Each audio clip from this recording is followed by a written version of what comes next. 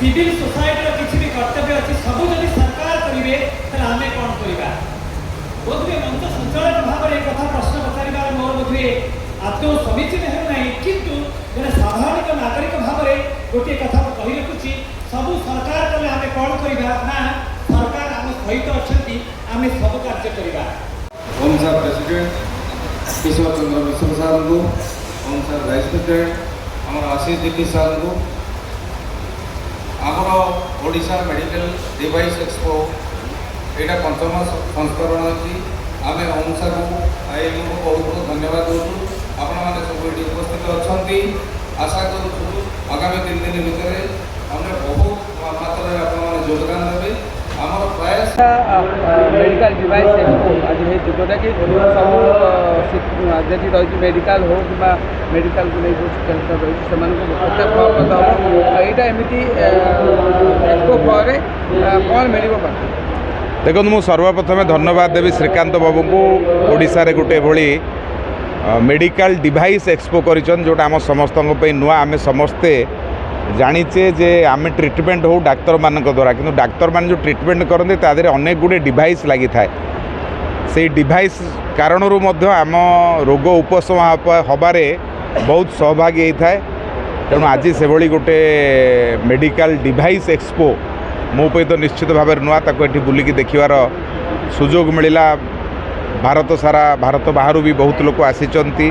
ताको आम एठी समस्ते देखिबा ओडिशा मेडिकल एसोसिएशन ओमसा एथिरे पूर्ण मात्रा सहयोग करुच्ची तेणु निश्चित भाव में एभली गोटे संगठन जे एभली गोटे एक्सपो करिछि मु अनुरोध करी एथिरे सबु हॉस्पिटल सबु डॉक्टर समस्ते आसंतु याकु बुलिकी देखंतु आउ ए डिवाइस रो सुजोग नियंतु जो डिवाइस डाक्तर मानक पई सहयोगी होबो रोगी मानक बंचेबा पई तेणु निश्चित भाव में समस्ते यार सहयोग नवा दरकार से सबु डाक्तर सबु डाक्तरखाना जेते हॉस्पिटल समस्ते आसिक देखूँ यहाँ मोर समस्त आग्रह रही राज्य सरकार तरफ प्रोत्साहन रहा दरकार कि गोटे गोटे एक्सपो हवा दरकार कि राज्य सरकार निश्चित भाव में ये गोटे आई ओपनर आम समस्त एभली एक्सपो निश्चित भाव में हबार आवश्यकता अच्छी सरकार या देखिले निश्चित भाव में आउे कौन ना कौन एक्शन आर थर को नियाजिबो ये सरकार निश्चित भाव में एभली एक्सपो को समर्थन करने दरकार आवश्यक एक्सपो अच्छी तेणु आर वर्ष को सरकार पाखे विषय को आम पहुँचे करेगा।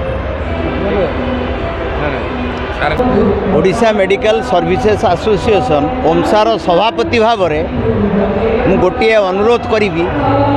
राज्यर जनसाधारण हित पाई स्वास्थ्य सुविधा पाई यही आमर लोकप्रिय सरकार सबू डाक्तरखाना को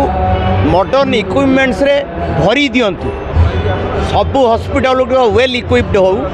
सफिशिएंटली टेक्नीशियन एवं डॉक्टर्स माने रहंतु नर्सिंग ऑफिसर माने रहंतु